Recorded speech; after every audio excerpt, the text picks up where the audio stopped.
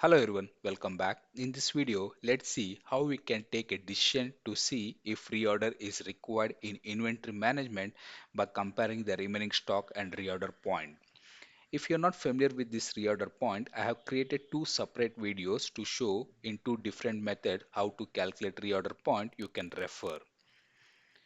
Now, we are comparing the remaining stock and reorder point. Wherever we have yes, it means the remaining stock is less than reorder point, and wherever we have no, it means the remaining stock is more than reorder point.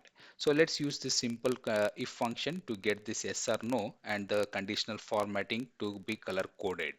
So for this, I go to new sheet. We already have the data. Let's use this if function.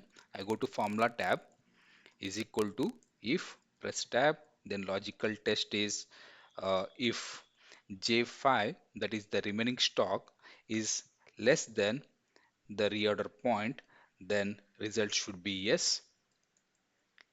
If not, result should be double quote, result should be no.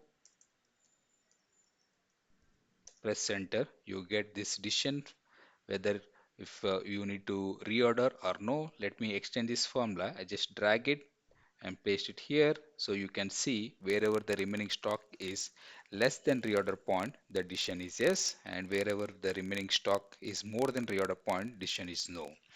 Now let's select this entire data, go to conditional formatting, and then use the first option, use this new rule, and then the second option, format only cell that contain cell value, and then equal to yes.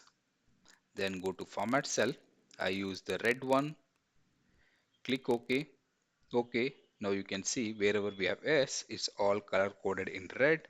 So similarly, conditional formatting again, new rule, format only cell that contains cell value, where now equals to where the result is no,